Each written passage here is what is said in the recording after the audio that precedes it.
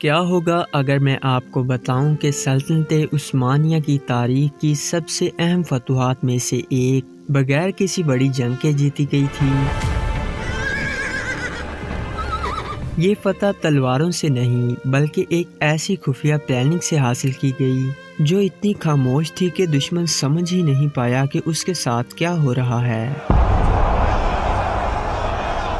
یہ ایک ایسے ناقابل تسخیر قلعے کو جھکانے کی کہانی ہے جسے صرف بھوک اور نفسیات کا استعمال کر کے فتح کیا گیا۔ آج ہم تاریخ کے اس ورق سے پردہ اٹھانے والے ہیں اور عثمانیوں کی اس گہری چال کو سمجھنے والے ہیں جس نے ایک عظیم شہر کو بغیر خون بہائے گھٹنوں پر لا کھڑا کیا۔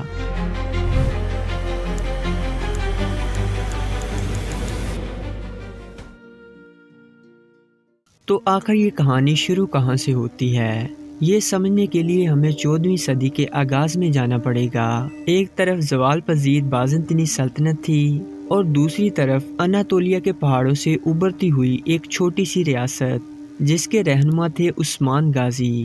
عثمان کا خواب ایک عظیم سلطنت تھا، لیکن اس خواب کے سامنے ایک بڑی دیوار تھی، برسا شہر۔ برسا اس وقت بازنطینی سلطنت کا ایک بہت امیر اور اہم شہر تھا۔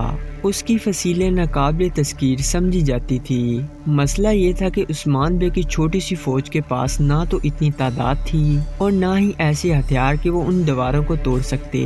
برسا کو فتح کرنے کے اس ماسٹر پلان کو سمجھنے کے لیے ہمیں اسے 3 حصوں میں توڑنا ہوگا۔ نمبر 1، عثمان غازی جانتے تھے کہ براہ راست حملہ خودکشی ہے، تو انہوں نے وہ کیا جو کسی نے سوچا بھی نہیں تھا۔ تاریخ کی کتابیں ہمیں بتاتی ہیں کہ 1317 کے قریب انہوں نے برسا پر حملہ کرنے کی بجائے شہر کے اطراف میں 2 اہم پہاڑوں پر 2 چھوٹے قلعے تعمیر کیے۔ ان کا مقصد شہر کے اندر اور باہر جانے والے تمام رستوں کو کنٹرول کرنا تھا۔ یہ ایک مکڑی کا جالا تھا جو آہستہ آہستہ شہر کے گرد بنا جا رہا تھا۔ شہر میں کھانے پینے کی اشیاء کی آمد رکنے لگی۔ یہ ایک خاموش اقتصادی اور نفسیاتی جنگ تھی جس نے شہر کا دم گھونٹنا شروع کر دیا۔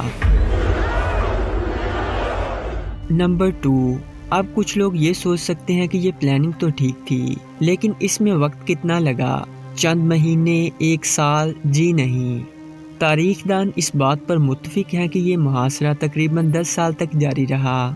یہ عثمانیوں کے صبر کا ایک بے مثال امتحان تھا۔ کچھ لوگ یہ دلیل دے سکتے ہیں کہ لمبا انتظار کرنا ایک کمزوری تھی، لیکن حقیقت میں یہی عثمان بے کی طاقت تھی۔ وہ جانتے تھے کہ بازنطینی سلطنت اندرونی طور پر کمزور ہو چکی ہے۔ وہ برسا کو بچانے کے لیے کوئی بڑی فوج نہیں بھیج پائے گی۔ انہوں نے دشمن کی طاقت سے لڑنے کی بجائے اس کی کمزوری پر وار کیا، جو تھی وقت۔ نمبر 3، یہ جنگ اپنے آخری مراحل میں تھی کہ سلطنت کے بانی عثمان غازی شدید بیمار ہو گئے۔ وہ جانتے تھے کہ وہ فتح کو اپنی آنکھوں سے نہیں دیکھ پائیں گے۔ انہوں نے اپنے بیٹے اور جانشین اورحان غازی کو بلایا اور ایک ایسی وصیت کی جس نے تاریخ کا رخ موڑ دیا۔ عثمان نے کہا، بیٹا، جب تم برسا کو فتح کر لو تو مجھے اس شہر کے چاندی کے گنبد کے نیچے دفن کرنا۔ یہ صرف ایک خواہش نہیں تھی، یہ ایک حکم تھا۔ یہ ایک جذباتی اور روحانی مشن تھا جو اورحان غازی کو سونپا گیا تھا۔ اس وصیت نے اورحان اور اس کی فوج میں ایک نیا جوش بھر دیا۔ تو یہ کوئی پلاننگ نہیں تھی، یہ 3 چیزوں کا ایک مہلک مجموعہ تھا۔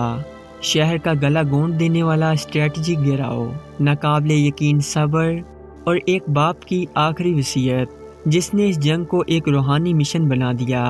اور پھر 1326 میں وہ ہوا جس کی کسی کو امید بھی نہیں تھی۔ برسا نے لڑنے سے انکار کر دیا، شہر نے اپنے دروازے کھول دیے اور ہتھیار ڈال دیے۔ تو یہاں مومنٹ یہ ہے کہ اصل فتح تلوار سے نہیں بلکہ ذہن سے جیتی گئی۔ برسا کی دیواریں ٹوٹی نہیں تھی، برسا کے محافظوں کا حوصلہ ٹوٹا تھا۔